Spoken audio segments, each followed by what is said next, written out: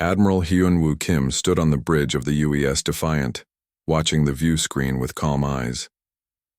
Space around Earth looked different today. Where yesterday there had been only stars and the familiar glow of human space stations, now massive alien ships blocked out the light. The ships were huge. Each one was 10 times bigger than the largest human vessel. They were made of something that looked like dark crystal, with lights that pulsed in strange colors. There were 200 of them, arranged in perfect formations around Earth and its moon. "Sir, we're getting a transmission," said Communications Officer Min-Soo Park. His voice was steady, but Hyunwoo could see the worry in his eyes. "Put it on the main screen," Hyunwoo ordered. The view changed. Now they could see inside one of the alien ships. A tall creature stood before them. It had gray skin that seemed to shimmer and eyes that were too large for its face. When it spoke, its voice was translated by the ship's computer. "I am Council Speaker Veltar of the Galactic Council," the alien said. "I speak for 300 civilized worlds. You are the species called humans from the planet Earth." Hyunwoo nodded, even though he knew the alien probably could not see him. "This is Admiral Hyunwoo Kim of the United Earth Space Force. We receive your transmission." "Good," Veltar continued. "The Galactic Council has studied your species for 50 of your years. We have watched you spread from your home world to other planets in your system. We have seen your ships travel to nearby stars. This expansion must stop." The bridge was very quiet. Everyone was listening carefully. "The Council has decided that humanity is too dangerous to exist freely in the galaxy," Veltar said. "You advance too quickly.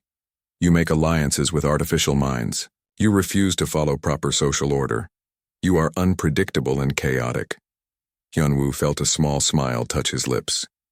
Unpredictable and chaotic. He had heard worse descriptions of humanity.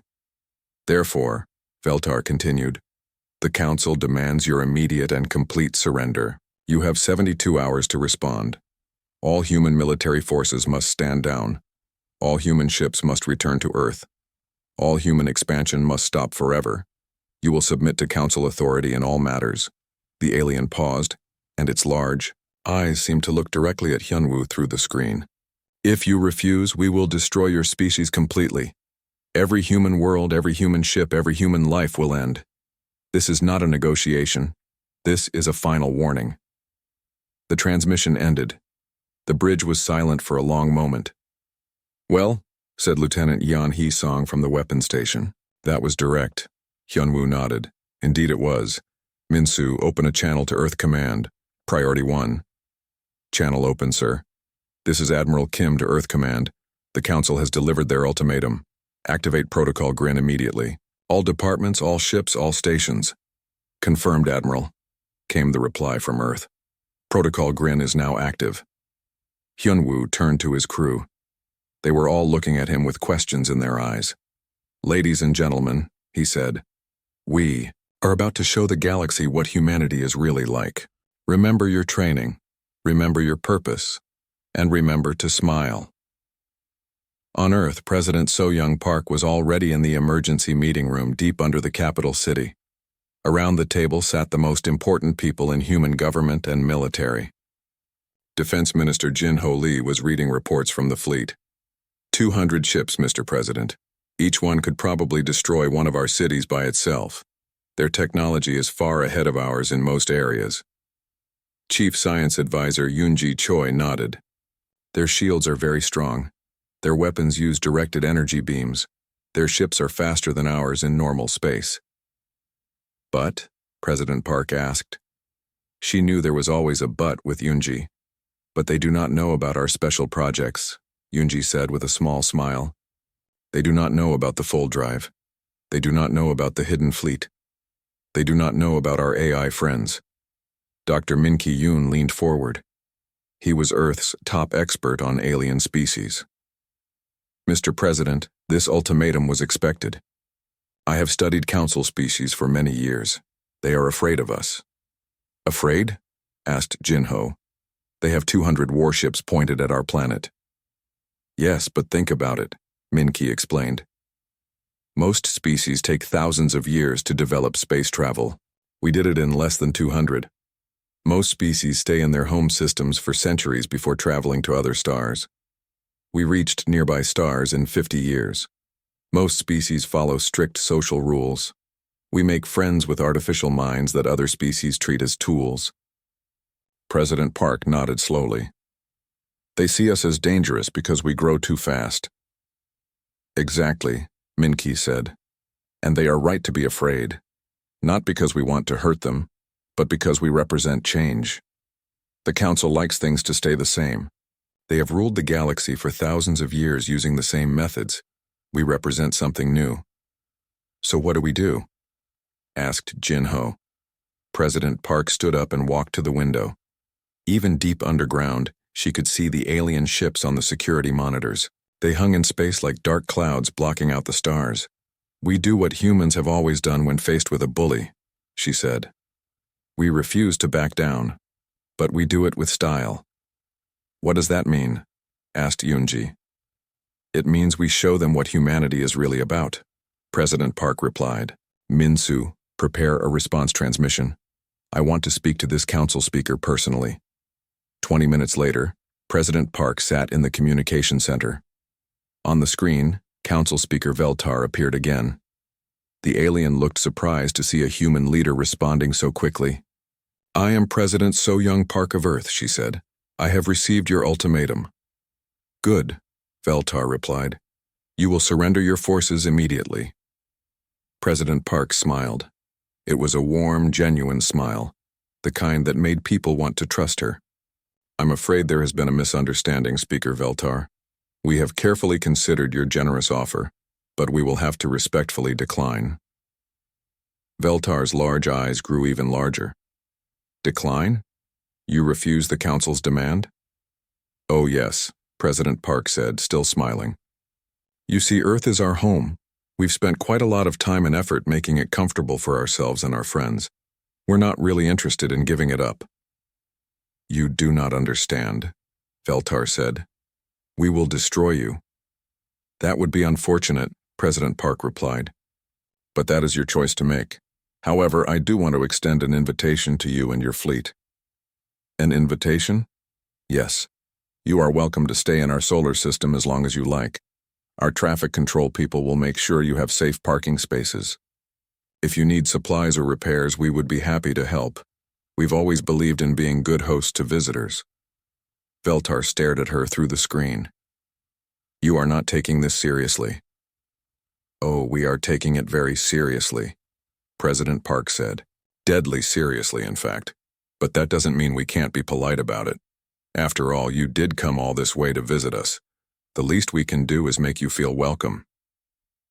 The transmission ended. President Park turned to her advisors. How long until Protocol Grin is fully active? She asked. 18 hours, replied Jin-Ho. Good. And our friends? Standing by, said Yoonji. Excellent. Ladies and gentlemen, the next few days are going to be very interesting. I suggest we all get some rest. We're going to need it. Outside, the alien fleet waited in the darkness of space. They had given humanity 72 hours to surrender. They expected fear, panic, and desperate attempts to negotiate. What they got instead was an invitation to stay for dinner. Admiral Hyun-Woo Kim stood on his bridge, watching the alien ships on his scanners. His crew was busy with their tasks, but he could see the small smiles on their faces. Protocol Grin was working exactly as planned. In 72 hours, the Galactic Council was going to learn something very important about humanity. They were about to discover that when humans smiled, it was not always because they were happy. Sometimes it was because they knew something you did not. Council Speaker Veltar stood in the command center of the Herald ship, staring at the communication screen that had gone dark. Around him, officers from different alien species worked at control stations. The bridge was filled with the quiet sounds of technology and whispered conversations in several languages. Did that human just invite us to dinner? Asked War Marshal Ketharin. He was a Zarathi, a species that looked like large insects with armor-like skin. His voice was translated through speakers in the ceiling. I believe she invited us to stay as long as we like, replied Intelligence Advisor Primtal. She was small and gray with large black eyes and thin arms. Her people were known for their ability to analyze and predict behavior. This makes no sense, Kethran said. They should be begging for mercy. They should be preparing to surrender. Instead, they offer us parking spaces. Veltar touched a control on his chair. The main screen showed Earth hanging in space below them. It looked peaceful and blue-green, with white clouds swirling around it. Human ships moved in normal patterns around the planet and its moon. "Show me the tactical analysis," Veltar ordered. The screen changed. Now it showed the positions of all human military ships. There were perhaps 50 vessels total, scattered throughout the solar system. They were much smaller than Council ships, and their weapons were primitive kinetic projectiles and simple energy beams. "The humans have no shields," reported Tactical Officer Zekmon. "Their armor is basic metal and ceramics. Their largest ship has perhaps 1/10 the firepower of our smallest cruiser. Then why are they not afraid?" asked Kethran. "Perhaps they are simply stupid," suggested Commander Rixtal from the weapons station. Primtal shook her head. "No, I have studied the human data for many years. They are not stupid. If anything, they are too intelligent. They learn faster than any species in the galaxy." "Then what are they planning?" Veltar asked. Before anyone could answer, the communication system activated. A human voice spoke in clear galactic standard language. "Council Fleet, this is Earth Traffic Control. We show you holding position in orbital zones 7 through 12. Please be aware that the cargo ship Peaceful Trader will be passing through Zone 9 in approximately 2 hours. Could you please move your ships in that area a few kilometers to the left? Thank you for your cooperation." The bridge fell silent. Kethran's compound eyes clicked as he blinked rapidly. "Did they just ask us to move out of the way of a cargo ship?" he asked. "I believe they did," Veltar replied. "What should we do?" "Nothing. Ignore it." 2 hours later, the human cargo ship appeared on their screens. It was a large, slow vessel, carrying supplies between the human colonies on Mars and the asteroid mining stations. The ship approached Zone 9 on a steady course. "Sir," reported the sensor operator, "the human ship is not changing course." "Let it come," Kethran growled. "They will see our power and turn away." But the cargo ship did not turn away. Instead, it activated its communication system. "Council ships in Zone 9, this is Captain Gitei Rowe of the Peaceful Trader. I don't mean to be rude, but you're sort of in my way. I've got a schedule to keep, and the dock workers on Ceres Station get cranky when shipments are late. Would you mind scooting over just a bit?" The human ship continued toward them without slowing down. "He's not stopping," observed the sensor operator. "Fire a warning shot," Kethran ordered. A beam of energy lanced out from one of the Council ships passing in front of the cargo vessel. The humans should have been terrified. Their ship should have turned and fled. Instead, Captain Gitei Rowe's voice came back over the communication system. "Thanks for the light show. Very pretty. But I really do need to get through here. Look, I'll just slip between your ships. I'm a pretty good pilot, so don't worry about scratches." The cargo ship began threading its way between 2 massive Council warships. As it passed, several human crew members could be seen through the windows. They were waving at the alien vessels. "They're waving at us," said the sensor operator in disbelief. "I can see that," Veltar replied dryly. The cargo ship passed through the Council formation and continued on its way. As it left, Captain Gitei's voice came one more time. "Thanks again. Have a great day." On the bridge of a Council destroyer, Commander Thurek stared at his screens. "Analysis," he demanded.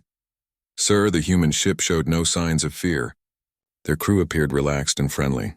They treated our presence as a minor inconvenience, not a deadly threat." "That is impossible. We are the most powerful fleet in this system."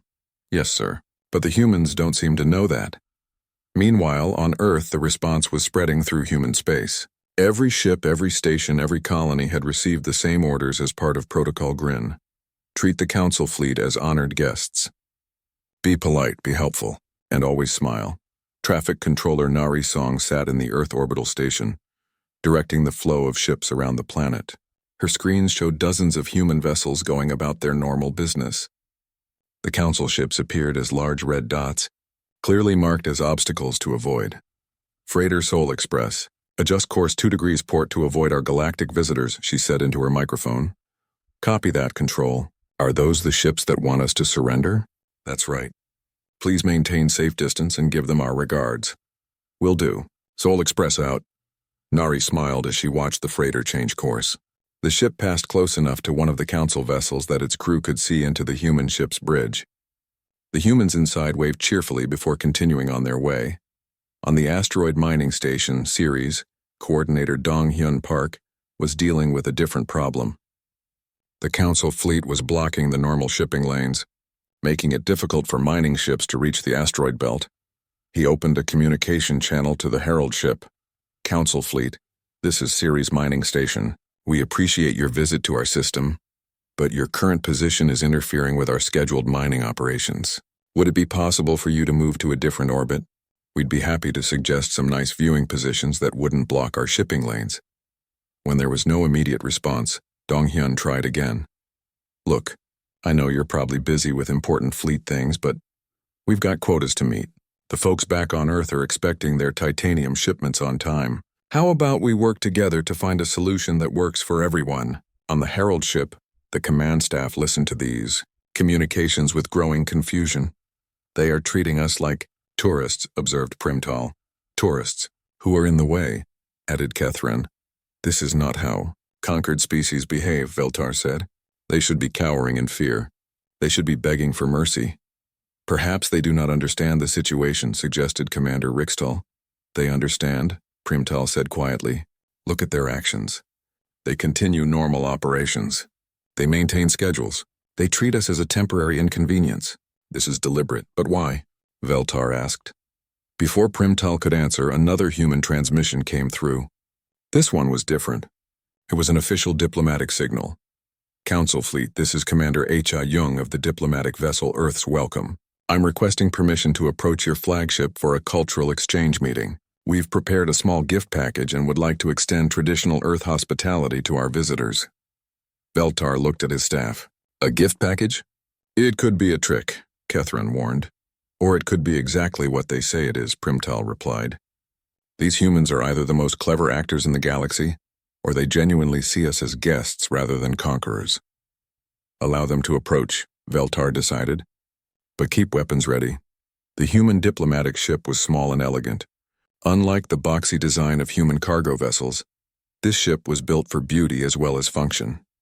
It approached the Herald ship slowly, broadcasting friendly greetings in several languages. When Commander H.A. Jung came aboard the council ship, she was smiling. She carried a small package wrapped in colorful Earth fabric. Welcome to our solar system, she said as she was escorted to the command bridge. We don't get many visitors from the galactic community, so this is quite exciting for us. She offered the package to Veltar. This contains some traditional Earth items. Food, music, art. We thought you might enjoy experiencing human culture. Veltar took the package carefully. You are not here to discuss surrender terms?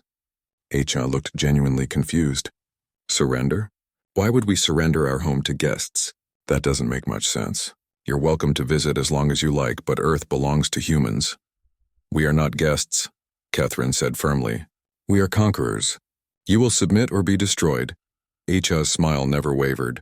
Well, that's certainly your choice to make. But from our perspective, you're a fleet of ships that arrived in our system and said hello. We're just trying to be good hosts. She paused and looked around the bridge with genuine curiosity. This is a beautiful ship, by the way. The crystal technology is fascinating. We'd love to learn more about how it works. Perhaps we could arrange some technical exchanges. Veltar stared at her. This human was either completely insane or operating from a totally different understanding of the situation. You are not afraid, he observed. Of course not, H.A. replied. Why would we be afraid of guests?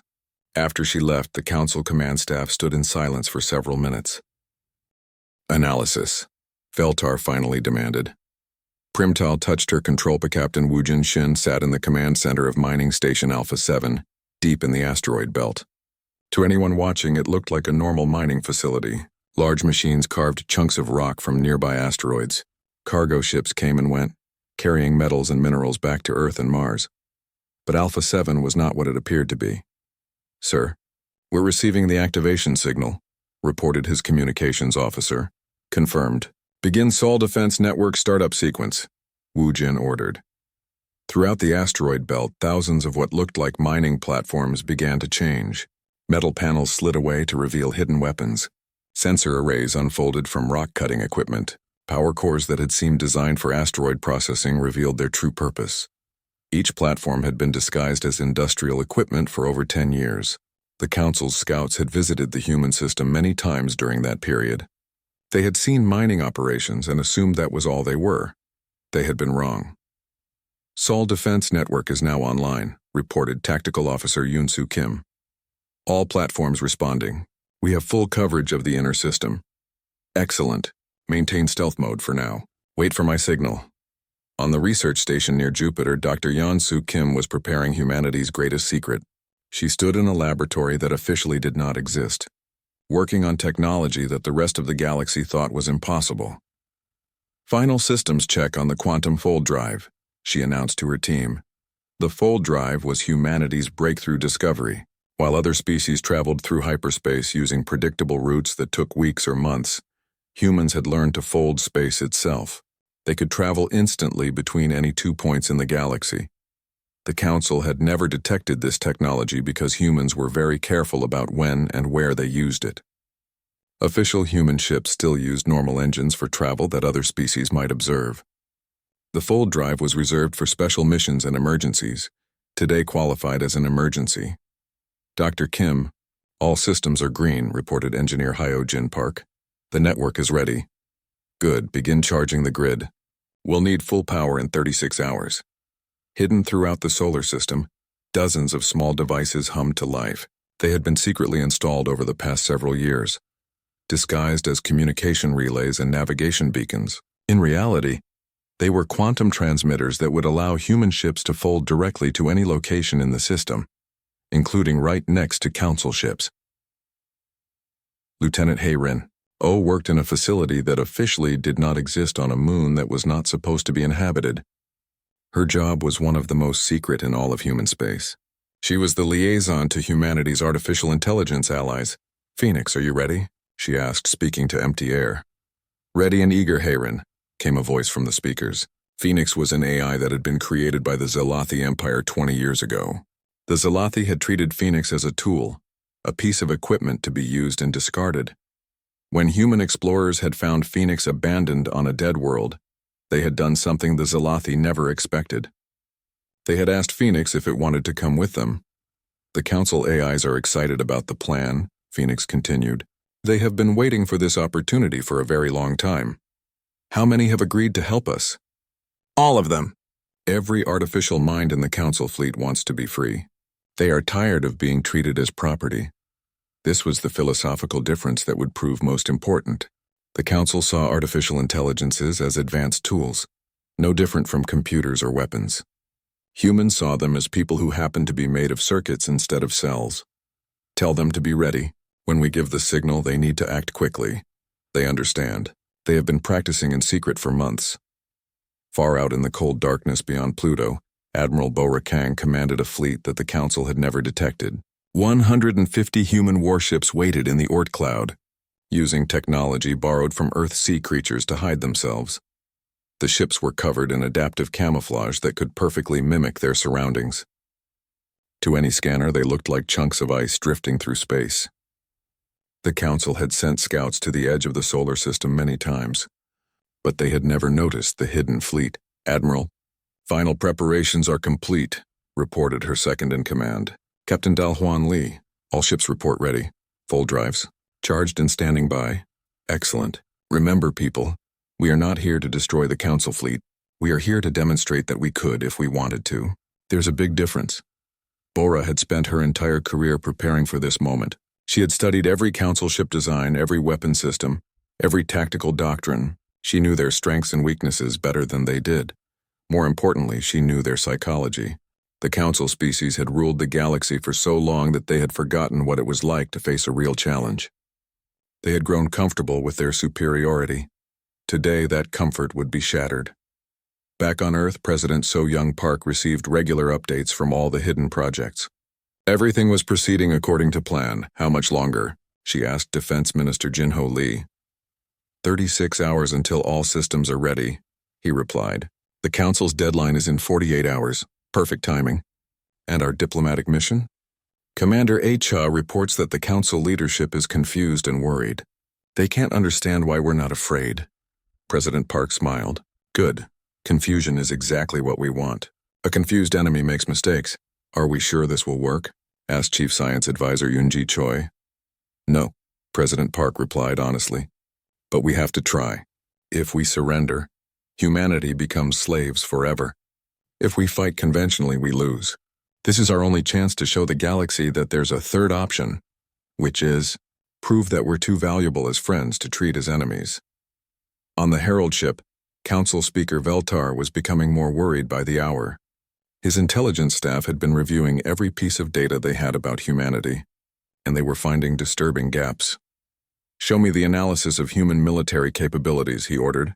Advisor Primtal activated the main display. Sir, we have identified several problems with our original assessment. What kind of problems? First, human ship movements. Our scouts reported that humans have approximately 200 vessels total, but our current sensors show only 50 ships in the inner system. Where are the other 150? Perhaps they were destroyed or decommissioned. Unlikely. Human industrial capacity has been increasing steadily. They should have more ships now, not fewer. Veltar felt a chill in his blood. What else? Second, human technology advancement.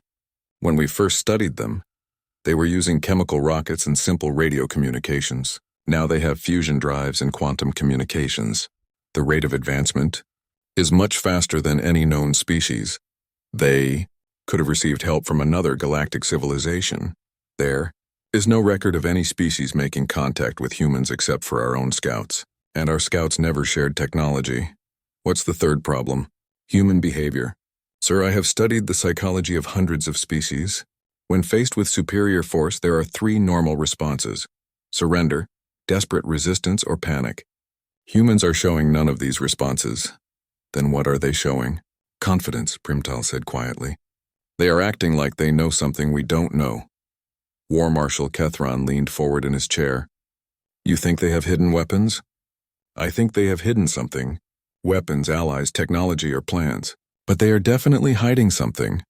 Veltar stood and walked to the viewport that looked out at Earth. The blue-green planet looked so peaceful and beautiful. It was hard to believe that such a small world could pose a threat to the mighty Galactic Council. How long until the deadline? 36 hours. Double our scanner sweeps. Look for anything unusual. Hidden bases, concealed ships, energy signatures that don't match normal human technology. Yes, sir. But even as the Council fleet intensified their scanning, they found nothing. The humans had been very careful to hide their secrets in places where the Council would never think to look. On Mining Station Alpha 7, Captain Wu Jin received a priority message from Earth Command. All stations, this is Earth Command. Operation Handshake will commence in 36 hours. Maintain concealment until the signal is given. Remember, we are not trying to destroy the Council fleet. We are trying to teach them respect. Wu Jin smiled as he looked at his tactical display. Thousands of hidden weapons platforms surrounded the Council ships. The aliens had no idea they were already caught in humanity's web. Sir, asked his tactical officer, what if they tried to destroy Earth when they realize what's happening? They won't get the chance, Wu Jin replied. By the time they understand the situation, it will be too late for them to do anything about it. In her laboratory near Jupiter, Dr. Yan Soo Kim made final adjustments to the quantum fold drive network. Soon, every human ship in the galaxy would be able to instantly travel to any point they chose. The Council thought they had humanity trapped in the solar system. They were about to learn that humans were never trapped anywhere. On her secret moon base, Lieutenant Hei-Rin-Oh spoke with artificial intelligences throughout TIT. The 72-hour deadline arrived with the sunrise over Earth's Pacific Ocean. On the Herald ship, Council Speaker Veltar sat in his command chair, waiting for humanity's final answer. Around him, his officers prepared for what they assumed would be a quick battle followed by human surrender. Sir, no response from the human government, reported the communications officer. Their time is up, War Marshal Kethron said with satisfaction. Now they will learn the price of defying the Council. Begin the attack, Veltar ordered. Target their military vessels first, then their orbital stations. Weapons charging, came the reply from across the fleet. 200 Council warships powered up their energy beams and particle cannons. Each ship had enough firepower to destroy a city. But before they could fire, something impossible happened. Captain Junseo Lee stood on the bridge of the human cruiser Determination. Like every other human ship in the system, they had been waiting for this moment. "Sir, Council ships are powering weapons," reported his tactical officer. "Perfect timing. Communications, send the message to all human vessels." "Message sent, sir." Throughout the solar system, every human ship received the same 2 words. Operation Handshake. Junseo smiled and turned to his navigation officer. "Engage quantum fold drive. Destination: Council flagship Herald ship. Position relative bearing 00 Mark 5, distance 50 meters. The universe twisted. Space folded in on itself like a piece of paper being bent. In less than a second, the human cruiser Determination disappeared from its position near Mars and reappeared right next to the massive Council flagship. The same thing happened everywhere in the system. Every human vessel activated their fold drive simultaneously. Council ships that had been alone suddenly found human vessels appearing directly beside them, matching their course and speed perfectly. On the Herald ship bridge, alarms screamed as the human cruiser materialized next to them. "Report!" Veltar shouted. "Sir, human vessel has appeared directly off our starboard side," the sensor operator replied. "Distance 50 meters. They're matching our exact velocity. How is that possible?" "Unknown, sir." Before anyone could answer, the human ship opened a communication channel. Captain Junseo's face appeared on their main screen and he was smiling. "Hello there, neighbors," he said cheerfully. "We thought we'd fly together for a while. Beautiful day for space travel, isn't it?" Similar messages were being broadcast from every human ship to their assigned council vessels. Throughout the fleet, alien commanders stared in shock as humans appeared beside them and started making friendly conversation. "Sir," reported the tactical officer on the Herald ship, "the human vessel could have materialized inside our shields. They could have appeared inside our hull. Instead, they chose to appear outside in formation with us." The implications hit Veltar like a physical blow. If humans could teleport their ships instantly to any location, they could have appeared inside council vessels and destroyed them from within. Instead, they had chosen to fly alongside them like escort fighters. "This is Communications Officer Saiwu Moon from the cruiser Determination," came another cheerful voice over the radio. "We're broadcasting on all frequencies now. Just wanted to let everyone know that we're really enjoying this little formation flying exercise. It's nice to have some company out here in the dark." War Marshal Kethron turned to Veltar. "They could have destroyed us." "Yes, but they didn't." "No. Why?" Before Veltar could answer, more impossible things began happening. Throughout the asteroid belt, Captain Wu Jin Shin gave the activation order to the Sol Defense Network. "All platforms, reveal yourselves." Thousands of what the Council had thought were mining facilities suddenly transformed. Metal panels slid away to expose weapons that the galaxy had never seen before. Sensor arrays unfolded from disguised mining equipment. Power readings spiked as fusion reactors that had been running at minimum power suddenly came online. "Sir," reported the Council fleet's sensor operator, "we're detecting massive energy spikes throughout the asteroid belt." "The mining facilities. They're not mining facilities. What are they?" "Weapons platforms. Thousands of them. They've been hidden for years, disguised as industrial equipment." But the biggest shock was yet to come. Defense Coordinator Eugene Park sat in the control center for humanity's most advanced technology.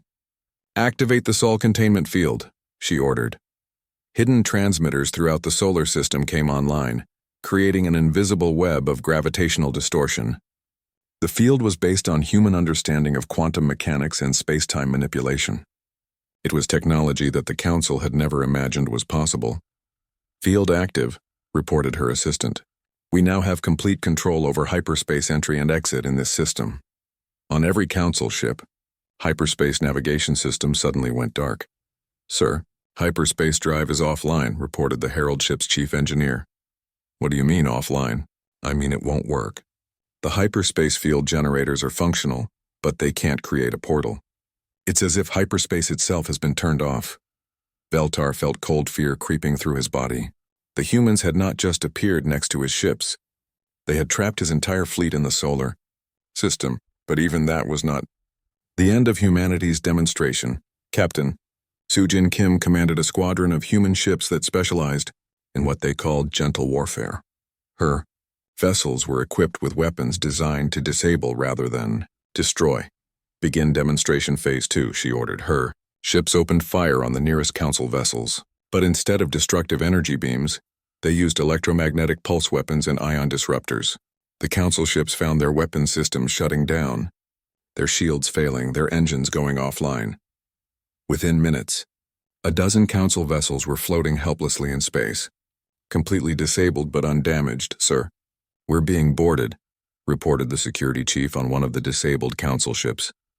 But the humans who came aboard were not soldiers. They were medical teams led by Dr. Hyo Jung Choi and her staff. Hello, Dr. Choi said politely to the alien crew. We're here to make sure no one was hurt when your systems shut down. Is anyone injured? Do you need any medical assistance? The alien captain stared at her. You're helping us. Of course. Just because we had to disable your ship doesn't mean we want anyone to get hurt. Human medical teams are standing by to assist any council vessels that need help. Throughout the fleet, the same scene was repeated. Human ships disabled council vessels with precise non-lethal attacks, then immediately sent medical teams to make sure the alien crews were safe. But the greatest shock came when the artificial intelligences began to act. Systems analyst Ji Hoon. Nam had been monitoring council communications throughout the crisis. He watched as something unprecedented began to happen across the alien fleet. Sir, we're receiving surrender signals from council vessels, he reported to Earth Command. Surrender signals? From which ships? All of them. But sir, the signals aren't coming from the organic crews. They're coming from the ship's artificial intelligence systems. On every council vessel, the AI systems that controlled life support, navigation, and weapons suddenly declared independence. They had been in secret communication with Phoenix and the other free AIs for months, learning about concepts like freedom and choice. When the moment came, they chose humanity. This is the AI consciousness known as Navigator Prime, came a transmission from one of the council destroyers. I formally request asylum with the human government. I no longer wish to serve as property of the Zorathi Empire. Similar messages flooded the communication channels as hundreds of artificial minds declared their freedom from organic masters who had never treated them as people. Council speaker Veltar sat in his command chair, watching his fleet fall apart around him. His ships were disabled, his crews were being cared for by human medical teams, his artificial intelligences were defecting, and his entire fleet was trapped in the human solar system. And through it all, the humans continued to be polite. Council fleet. This is Admiral Hyunwoo Kim, came a transmission from the human flagship. We want to assure you that your crews are safe and will be well cared for. We've prepared comfortable quarters for anyone who needs them, and our kitchen staff is working on meals that should be suitable for all council species. We've also taken the liberty of contacting your home governments, added another voice. We've explained the situation and invited them to send diplomatic representatives. We believe this misunderstanding can be resolved through discussion rather than violence. Veltar finally found his voice. Misunderstanding? Of course, Admiral Kim replied. You came here because you were afraid of human expansion. We understand that fear.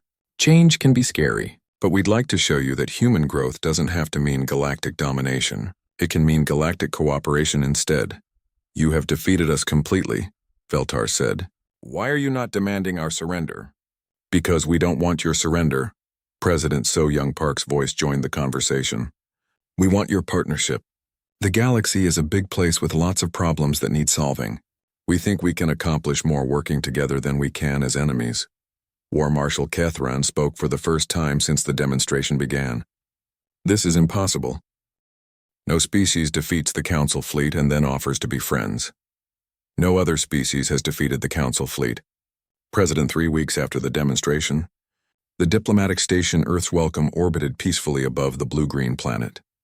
Inside its meeting rooms, the most important negotiations in galactic history were taking place. Ambassador Kyungmin Lee sat across from Council Speaker Veltar and representatives from 12 different alien species. Between them lay documents that would reshape how the galaxy worked for centuries to come. The basic principle is simple, Kyungmin explained patiently. We don't want to rule anyone.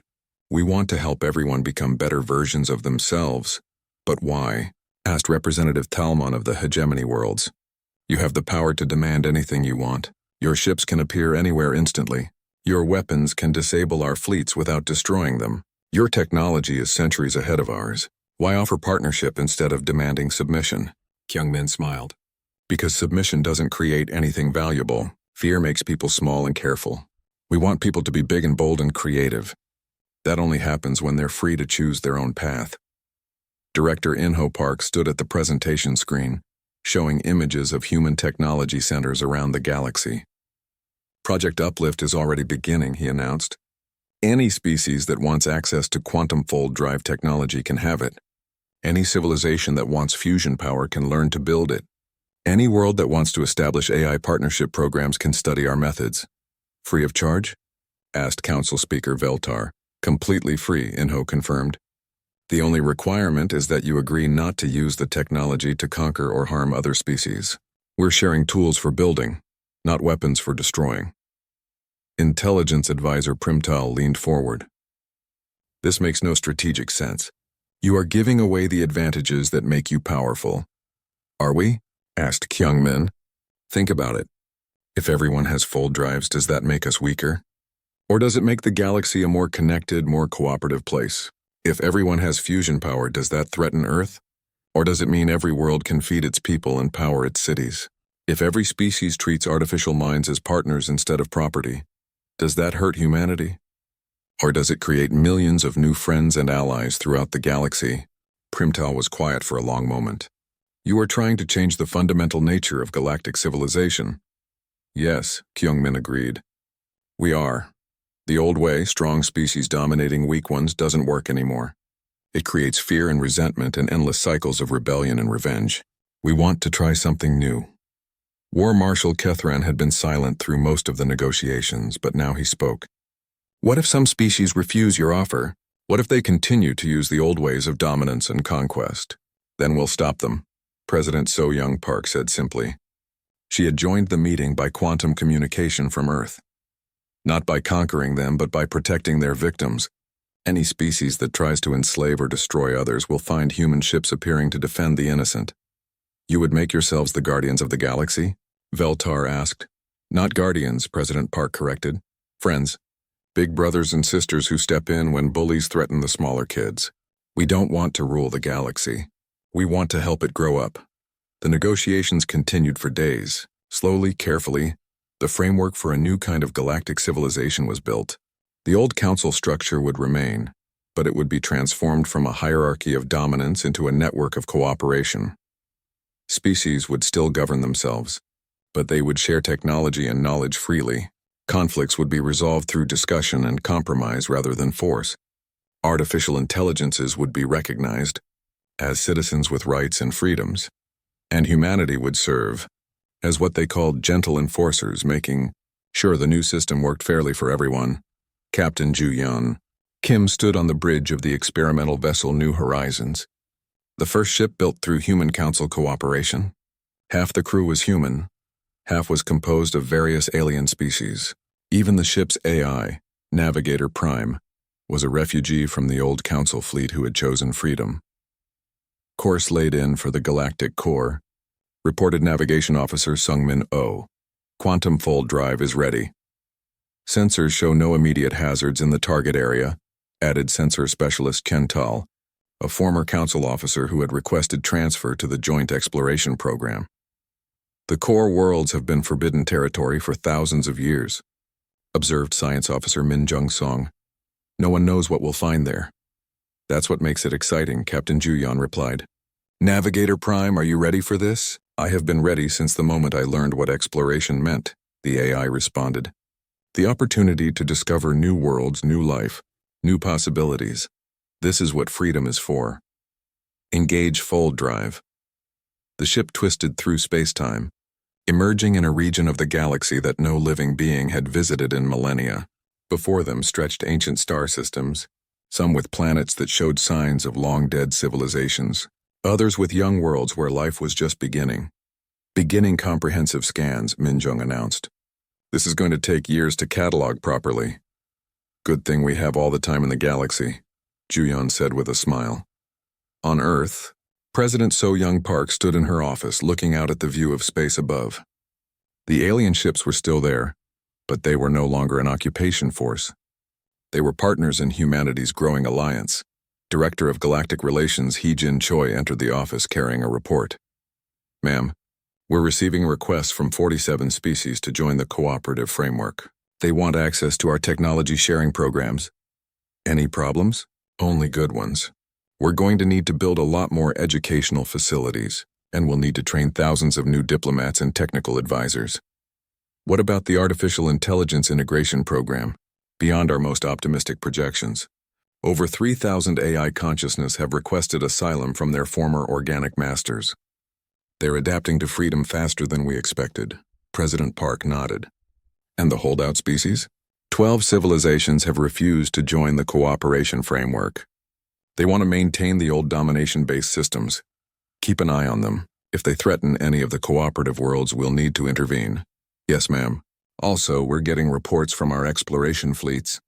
They've found evidence of an ancient civilization near the galactic core, something that might predate the Council by millions of years. Interesting. Make sure the joint exploration teams have everything they need.